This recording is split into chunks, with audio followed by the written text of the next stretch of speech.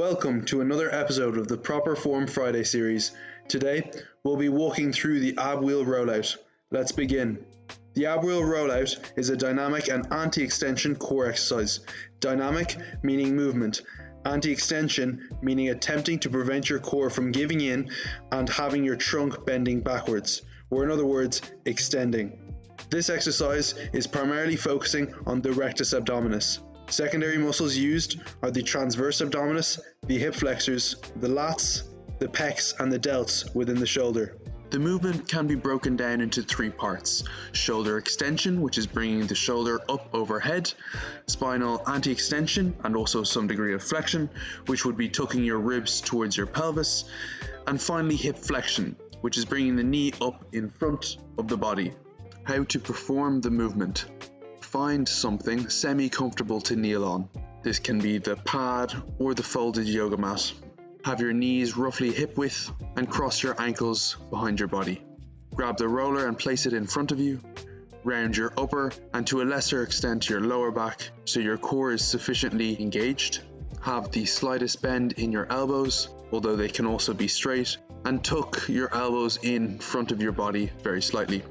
From here, grip the handles hard and begin to push the roller out while maintaining the rounded back and maximally tensed core. Push out to your desired distance. The further out, the more difficult. The goal would be to gradually increase the range of motion till you can be fully stretched out and nearly touching the floor. If you are at the end range of motion, make sure you have your scapula depressed to some degree. This is basically where you try to lock your shoulder into place to reduce the chance of injury. To do this, push your scapula or shoulder blades back and down. From the extended point, think about turning your body's shape from an open bracket to a C. Try focus on using your core to pull back into position. This is done by having the point in which you are curving into a C from just below the bottom of your ribs.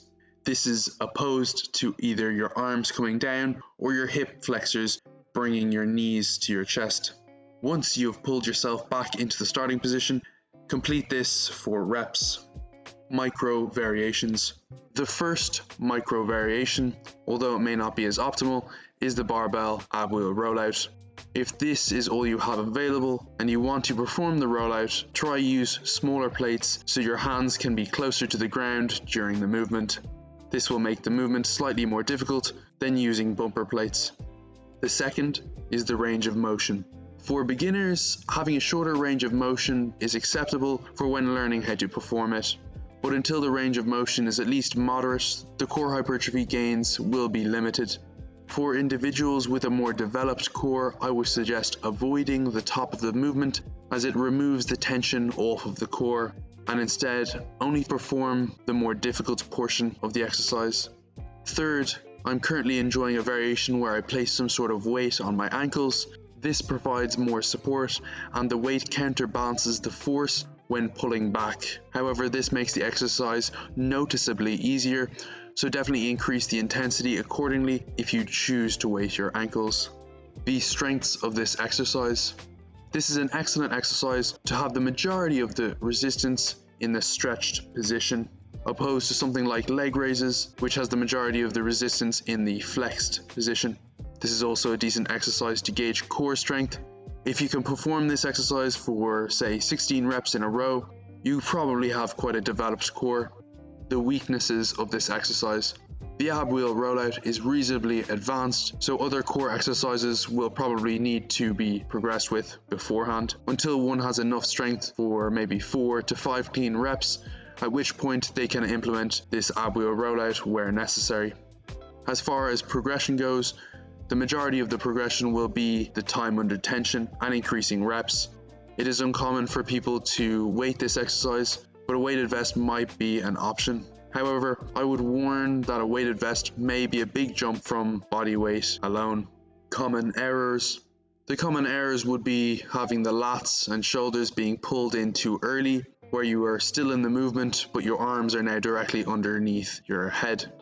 Or having your hips pulled in too early, which would lead you to looking like you are performing a form of prayer.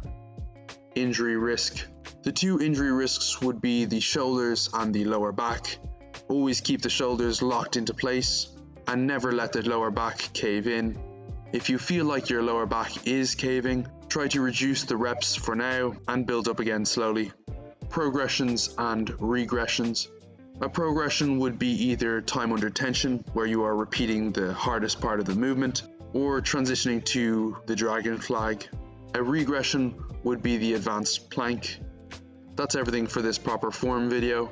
I hope you learned something new, and now put this into practice and go get a strong core.